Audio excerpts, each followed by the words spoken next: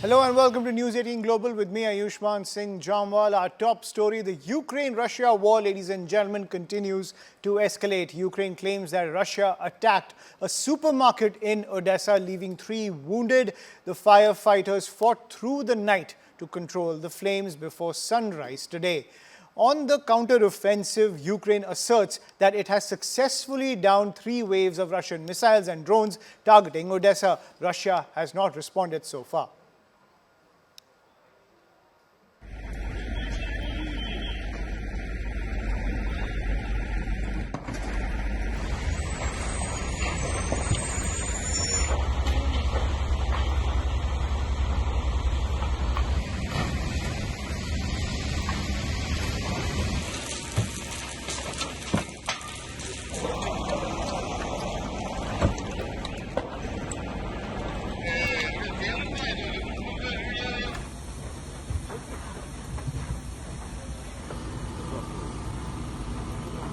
Чергова терористична атака на Одесу. Ви бачите, що горить ворог. Ми поруч з ДСНС, комунальні служби всі працюють, відпрацьовуємо, заспокоюємо людей, працюємо. У меня вылетело на записняке. Там буде адміністрація. So those are the scenes coming in from Odessa, ladies and gentlemen. I'm joined by my guest on the broadcast, Leonidas Akundavos, international affairs expert. Thank you, Leonidas, for joining us on CNN News 18. When you look at the destruction that is being, waged by Russia in Odessa, what, in your opinion, is the end game when it comes to the Black Sea coast and Russia's entire strategy when it comes to taking on Ukraine? Thank you very much for having me. It's a great pleasure to speak here this evening and bring my comments regarding this issue. Well, when it comes to Odessa strikes, several aspects. Firstly, the tactical aims of Russia. You see, Odessa is a region mostly populated by Russian-speaking Ukrainians. So when they strike Odessa, it means that perhaps one of the aims is to spread and make them against the Ukrainian regime and in favor of Russian side. And the second one is, of course, destroying its ports. As you maybe know, is well known by its 3 big ports, which assemble this ring of ports. And before the war, about 70% of Ukrainians' total imports and exports were carried out by sea, and near the ports of Odessa.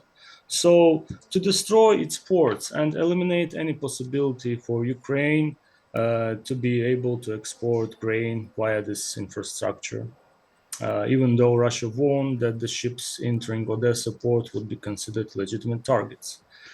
And moreover, I believe to destroy not only port itself, but the storages of grain and grain itself, to double ensure that nothing is left to export in the end of the day. And of course, we always have civilian, casualties when the strikes are carried out, because, in my opinion, the Russian weapons aren't that accurate. Most of the weapons that Russia uses were made back in the Soviet era. So this is what we get. Right. So in your opinion, those weapons have still not been modernized when it comes to the Russian regime under Vladimir Putin? They're still using outdated weapons? Mostly they are using outdated weapons because they do not have the capacity now to, keep up with the timing of producing new weapons and more weapons, because, the sanctions are doing their job and they're having very big pressure regarding this. And we all know that Russia accumulates a lot of, the capacity of Soviet weaponry is huge, and it has been under conservation all this time, so they are using it. Right. So, but Leonidas, at the same time, if Russia is able to successfully cut off Ukraine from the Black Sea, is the war technically over? Has Russia won if it achieves that strategic aim? You know, honestly speaking, I don't believe in this because the Black Sea is huge and it is shared by 8 countries, which are Bulgaria, Turkey, Ukraine, Romania, Russia itself, Georgia, Moldova, and Macedonia.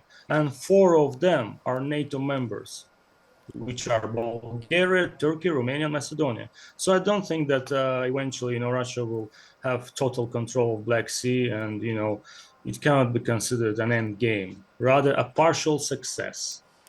And moreover, secondly, when it comes to the Black Sea issue, Russia's aims go further than that and just Black Sea. Like Odessa opens the path for Russia to Transnistria, a part of Moldova, which has been under separatist rule as a breakaway state since the collapse of the Soviet Union. There is a Russian peacekeeping contingent and a big weapons storage there. So for Russia, it would be vitally important to connect with the already annexed lands of Ukraine with Transnistria, creating a landline all the way to the Russian Federation. So the end game, well, when it comes to the end game, in my opinion, I believe it would simply be all the stated aims that Russian Federation declared. I mean, Right, and yeah. also we also see that economic crisis also taking place in Russia. Thank you, Leonidas, for joining us on CNN News 18 and sharing your perspective when it comes to the twists and turns, when it comes to the offensive and the war between Russia and Ukraine. It's currently a dead heat where you see attacks from both sides, but no strategic gains from either the Ukrainians or the Russians when it comes to the entire offensive. Also, NATO keeping its distance, supplying arms to Ukraine, but not giving that decisive edge to the Ukrainian forces when it comes to taking on Putin's war machine.